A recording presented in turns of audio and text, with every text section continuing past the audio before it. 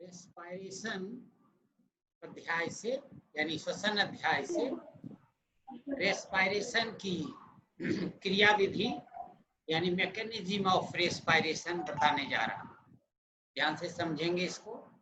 इसमें सबसे पहले है सांस लेना क्या है, इसको स्पष्ट करना होगा। सांस लेना एक जैव प्रक्रम है जिसमें फेफड़े के फैलने पर वायु वातावरण से फेफड़े के अंदर प्रवेश करती है और जब फेफड़ा सिकुड़ता है तो फेफड़े की वायु वायुमंडल में बाहर निकाल दी जाती है। वायु को फेफड़े के अंदर ग्रहण करने की क्रिया इंस्पायरेशन निश्वसन और फेफड़े से वायु को बाहर निकालने की क्रिया एक्सपायरेशन निश्वसन कहलाती है।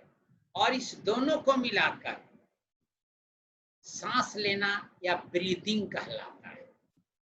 Breathing equal to inspiration plus expiration, यानी एक इंस्पायरेशन और एक एक्सपायरेशन मिल करके ब्रीदिंग कहलाता है, सांस लेना कहलाता है।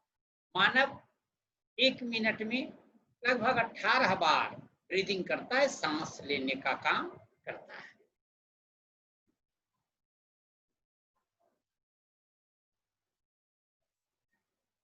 इसको तो मैं पहले भी फिगर से बताया था कि जब हम सांस लेते हैं तो नासिका छिद्र से नासिका गुहा में, नासिका गुहा से ये ट्रैकिया में, ट्रैकिया से ब्रोंकस से, ब्रोंकस से ब्रोंकियोल्स, ब्रोंकियोल से एल्वियोली तक पहुंचती है। एल्वियोली में पहुंचने के बाद फेफड़े की भित्ति से जो रक्त नलिकाएं हैं, रक्त की शिकाएं हैं, वो इससे आकर के जुड़ जाती है। उसके बारे में मैं फिर स्पष्ट कर रहा हूं कि जब हम सांस लेते हैं तो हमारे फेफड़े के अंदर वायु इस प्रकार गमन करती है, इस प्रकार उसका परिवहन होता है और पुनः कैसे बाहर आती है। वायु नासिका छिद्र से नासिका गुहा में, फिर श्वास नली से ब्रोंकस में, ब्रोंकस से ब्रोंकियोल्स में और ब्रोंकियोल से एल्वियोली तक पहुंचती है। एल्वियोली की रक्त केशिकाओं में, ब्लड कैपिलरीज में जो ब्लड उपस्थित रहता है उसके आरबीसी लाल रक्त कण में हेमोग्लोबिन नामक प्रोटीन रंजक पाया जाता है, पिगमेंट पाया जाता है, जो वायु के ऑक्सीजन को सिर्फ ट्रैप करता है। वायु में नाइट्रोजन, कार्बन डाइऑक्साइड अन्य गैसें जा रही है, उनमें से सिर्फ हेमोग्लोबिन ऑक्सीजन को ट्रैप कर लेता है और यह रक्त के साथ वायु का ऑक्सीजन माइटोकॉन्ड्रिया में पहुंचता है, जहां वायवीय श्वसन एरोबिक रेस्पिरेशन संपन्न होता है। ऑक्सीकरण जब यहाँ संपन्न होता है तो इससे कार्बन डाइऑक्साइड गैस मुक्त होता है, जो रक्त में मिश्रण विधि द्वारा मिल जाता है। रक्त में कार्बनिक acid, potassium bicarbonate, sodium bicarbonate एवं कार्बोक्सी हेमोग्लोबिन का निर्माण होता है। हेमोग्लोबिन कार्बन और ऑक्सीजन, सबसे पहले ऑक्सीजन से जब संयोग करता है तो ऑक्सी हेमोग्लोबिन बनाता है। Oxygen plus haemoglobin equal to oxyhaemoglobin, और जब यह कार्बन से संयोग करता है तो कार्बोक्सी हेमोग्लोबिन का निर्माण करता है।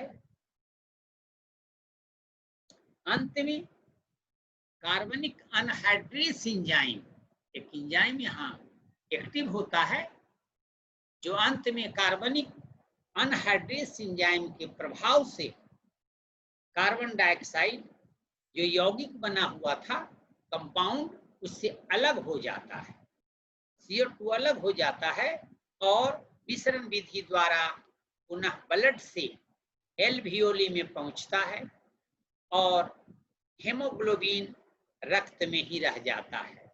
इस प्रकार जो कार्बन डाइऑक्साइड उत्सर्जी पदार्थ के रूप में बनता है वह उसी पाथवे से रिटर्निंग में, अब आगे एल्वियोली, एल्वियोली से रिटर्न ब्रोंकियोल्स, ब्रोंकस, श्वास नली, नासिका गुहा और नासिका छिद्र के द्वारा वातावरण में इसको बाहर निकाल दिया जाता है। एक्सपायरेशन में CO2 और जो भी गैसें फेफड़े में थी वो साथ साथ वायुमंडल में निष्कासित कर दिया जाता है। कुछ रिएक्शंस हैं जिसके, आप फिर से देख लीजिए इसको।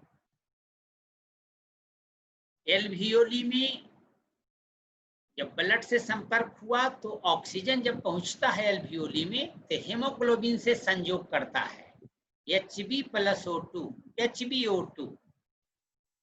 ये सबसे पहले बनाया ऑक्सी हेमोग्लोबिन मिलकर के।